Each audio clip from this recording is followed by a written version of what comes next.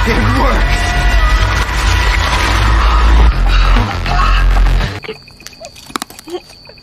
It hurt. It hurt.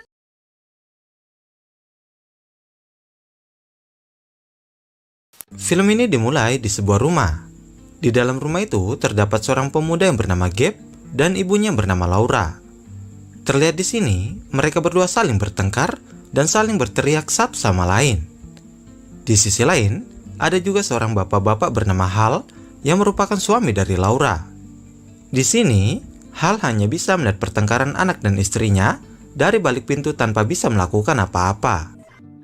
Di dalam sebuah ruangan, Hal mempunyai hobi bermain game jadul di tahun 80-an. Secara tiba-tiba, monitor pun menyala dan menampilkan gambar yang menakutkan. Di monitor itu menampilkan sebuah tulisan, yang intinya itu bertanya ke Hal apakah Hal bersedia untuk memainkan permainan dan mendapatkan hadiah. Awalnya, Hal mengira itu hanya permainan biasa. Tapi, lama-kelamaan, Hal menjadi terkejut karena permainan itu bisa mengetahui apa yang dipikirkan oleh Hal. Ketika Hal memegang botol bir, ternyata botol itu sudah kosong. Lalu kemudian, game itu bertanya, ambil yang lain atau tinggalkan. Ketika Hal memilih ambil yang lain, secara tiba-tiba botol bir itu terisi kembali. Saat Hal melihat botol itu, Hal melihat tulisan di belakangmu. Ternyata tidak ada apa-apa di belakang Hal. Lalu, Hal melihat kembali botol itu dan tulisan itu berubah menjadi, "Kamu tertipu." Lalu, game itu kembali bertanya, lampu menyala atau mati. Kemudian, Hal pun memilih lampu mati. Nah, di momen ini, mulai terjadi sesuatu yang lebih aneh, di mana game itu bertanya, lidahnya atau telinganya. Dan di sini Hal diharuskan memilih, jika tidak dia akan mati. Awalnya, Hal mencoba kabur dari game itu, tapi dia tidak bisa. Dan dengan terpaksa, Hal memilih satu pilihan. Saat keluar dari ruangan itu, Hal terkejut karena melihat Laura sudah memotong lidah anaknya sendiri. Hal itu disebabkan karena pilihan dari Hal yang memilih lidah. Dan film Choose or Die baru saja dimulai.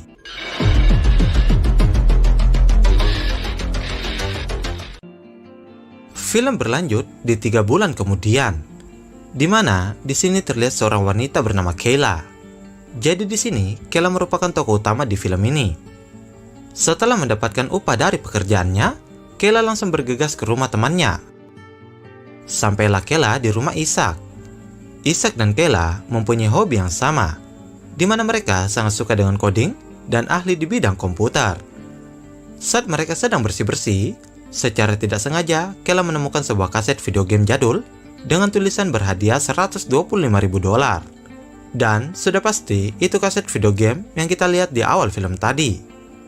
Di sini, Isaac pun tidak mengetahui apa itu dan sejak kapan kaset itu berada di sana.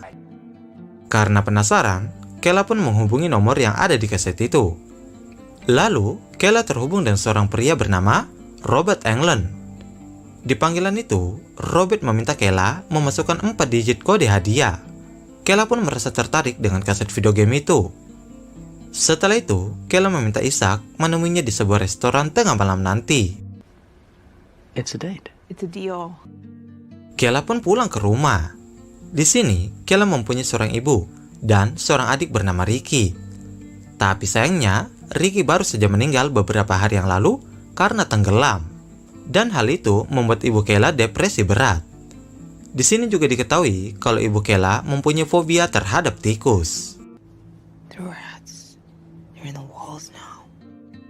Pada malam harinya, Kayla kembali bekerja. Di sini, Kayla bekerja sebagai petugas kebersihan di sebuah gedung bersama temannya yang bernama Carmela. Anehnya, gedung itu selalu kosong, tapi hampir setiap hari dibersihkan. Setelah itu, Kayla sudah berada di restoran tempat dia janjian dengan Isaac. Tapi, jam sudah menunjukkan pukul 2 dan Isaac belum datang juga. Di sini Kayla memutar kaset video game jadul itu. Lalu, monitor pun menampilkan pertanyaan, kopi atau kue. Seketika Kayla menjadi terkejut karena pertanyaan game itu sama dengan menu yang ada di restoran itu. Di sini Kayla masih mengira kalau itu hanya kebetulan.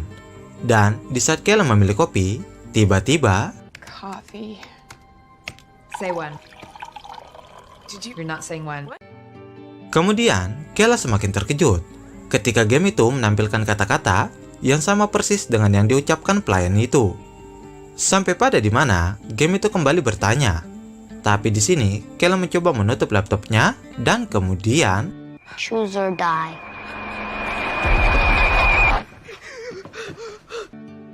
setelah itu Kayla mencoba menjawab pertanyaan itu dan menjawab iya. Tak lama, pelayan restoran itu menjatuhkan gelas satu persatu. Lalu pertanyaan kembali muncul, di mana Kayla memilih agar pelayan itu membersihkan pecahan gelas itu. Di saat itu juga, pelayan itu langsung membersihkan pecahan gelas itu, dan tentunya dengan cara yang tidak wajar. Dan pelayan itu pun tidak bisa mengendalikan dirinya.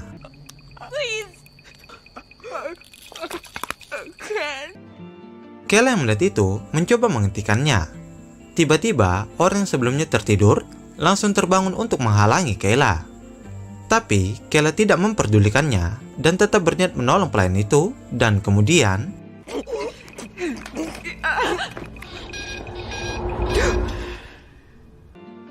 Kayla yang baru saja terbangun mendengar suara polisi yang sedang menyelidiki kasus kematian pelayan semalam. Di saat Kayla akan pergi, dia bertemu dengan seorang pria bernama Lance. Lance ini merupakan orang yang selalu mengganggu Kayla dan ibunya. Setelah itu, Kayla mendatangi Isaac untuk menceritakan kejadian itu.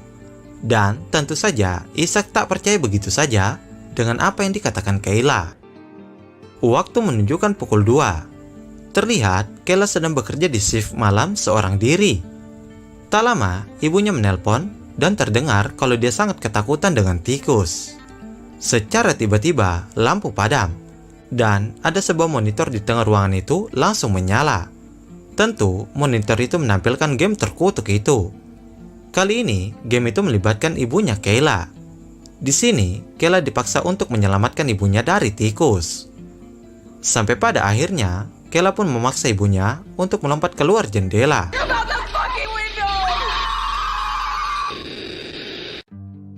Setelah level 2 itu selesai, Kayla langsung membanting monitor itu.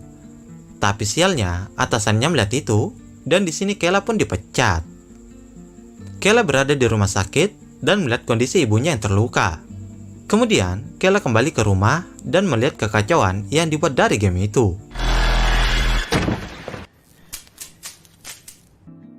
Pada malam harinya, Kayla kembali ke rumah Isaac. Kali ini, Kayla memperlihatkan foto-foto yang terjadi di rumahnya. Di saat inilah, Isaac mulai percaya dengan Kayla. Berbekal kemampuan coding yang mereka miliki, mereka pun berniat untuk mencari tahu cara kerja game itu. Di sini terungkap fakta kalau mereka harus menunggu jam 2 malam, di mana kejadian-kejadian sebelumnya terjadi di jam-jam tersebut. Scratching the surface of interaction and like player choices.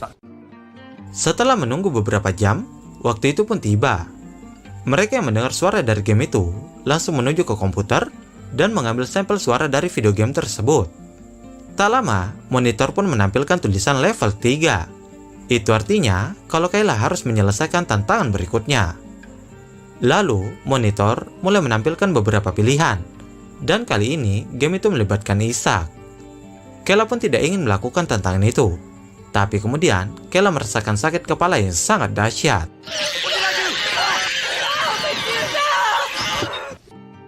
Secara mengejutkan, game itu mampu menghadirkan 2 pintu dengan warna biru dan merah. Di sini, mereka disuruh memilih salah satu pintu. Sampai akhirnya, Kayla memilih pintu berwarna merah. Di dalam sana, Kayla melihat adiknya yang berlarian ke sana kemari. Kayla pun mencoba mengejarnya, sampai di mana mereka sampai di sebuah kolam renang. Isaac mencoba menyadarkan Kayla dan mengatakan kalau itu tidak nyata. Tapi, karena rasa sayang pada adiknya, akhirnya Kayla masuk ke dalam kolam itu. Dan pastinya, Isaac tidak mungkin membiarkan Kayla pergi sendirian. Isaac dan Kayla terpisah di dalam kolam itu karena lebatnya kabut asap. Tak lama, Ricky langsung menyerang Isaac dari belakang. Di sini, Kayla pun dihadapkan dengan pilihan yang berat, di mana Kayla dipaksa untuk memilih adiknya atau sahabatnya. Dengan terpaksa, Kayla pun memilih Ishak. Tapi, secara mengejutkan, Ricky langsung bangkit dan menyerang Kayla. Tak ingin berdiam diri, Kayla pun melakukan perlawanan.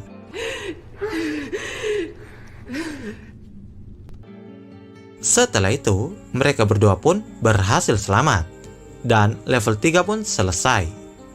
Kemudian, mereka punya rencana untuk melacak nomor ponsel yang sempat mereka hubungi. Kalau kalian ingat di scene sebelumnya, Kayla sempat melakukan panggilan telepon dengan Robert.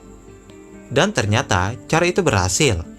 Tak menunggu lama, mereka pun langsung berangkat ke tempat itu. Watch out!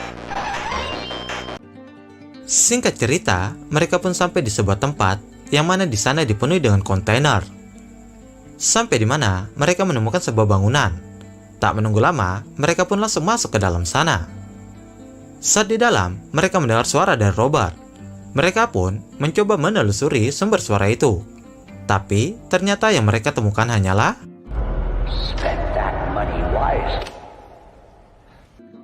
lalu kemudian Ishak menemukan jalur kabel listrik. Di sini, Ishak meyakini kalau kabel itu pasti terhubung ke suatu tempat yang rahasia. Dan benar saja, saat mereka mengikuti kabel itu, mereka menemukan satu set komputer jadul. Di saat itu juga, mereka menemukan kaset video game itu, tapi yang mereka dapat kali ini masih dalam versi beta. Karena penasaran, mereka pun memutar kaset video itu. Di dalam video itu, menampilkan seorang pria, kita sebut saja GM, yang berada di tahun 1984. GM menjelaskan awal mula dia membuat video game itu dengan menggunakan simbol-simbol kutukan yang mampu menghubungkan game itu ke dunia nyata. Di sana juga dia melakukan sebuah uji coba ke seorang pria, kita sebut saja Player. Terlihat Player berada di dalam sebuah ruangan. Lalu, GM memberikan pilihan ke Player untuk memakan komputer itu atau memakan lengannya sendiri. Jelas saja, Player memilih memakan lengannya. Di saat yang bersamaan, GM melukai tangannya sendiri. Tapi, ketika Player menggigit lengannya sendiri, secara mengejutkan, lengan GM menjadi pulih dengan sendirinya.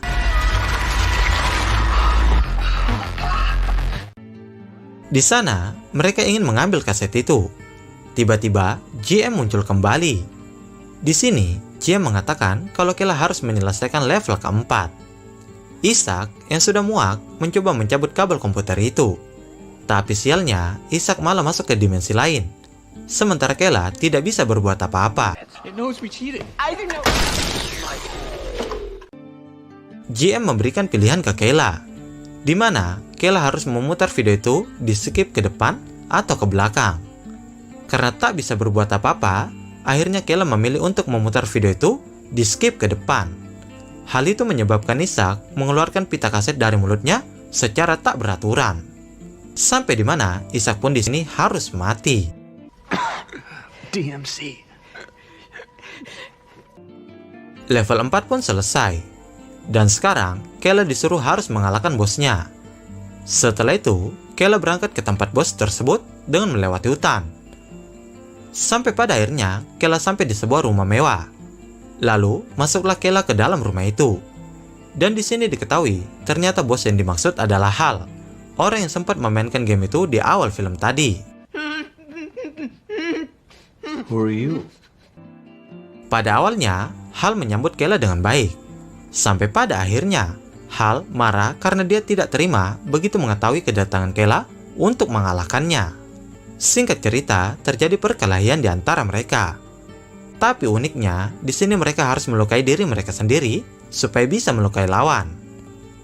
Sampai di mana, Gabe tiba-tiba datang membawa pistol dan langsung menembak Kayla. Jelas saja peluru itu tidak melukai Kayla, melainkan melukai Hal.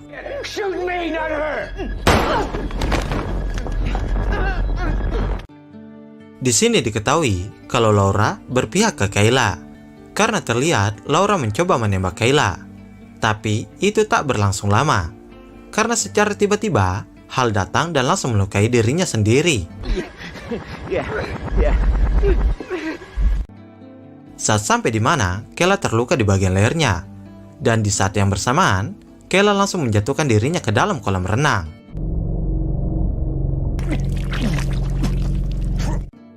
Akhirnya, Hal pun tewas karena kehabisan nafas. Setelah itu, Kayla pun berhasil kembali pulih berkat bantuan dari Laura. Dan secara otomatis, Kayla pun sudah memenangkan permainan itu.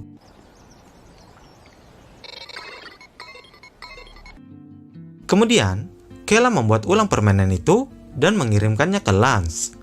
Secara tiba-tiba, Lance langsung menusukkan wajahnya ke arah tumpukan jarum suntik. Dan seketika, luka-luka di wajah Kayla menjadi pulih kembali. Everything wrong in their life made right. Film pun ditutup dengan Kayla yang menerima panggilan telepon dari pemilik permainan itu. Pria itu bertanya siapa yang akan menderita selanjutnya. Kayla pun berkata hanya orang-orang yang pantas mendapatkannya. Only people who deserve it.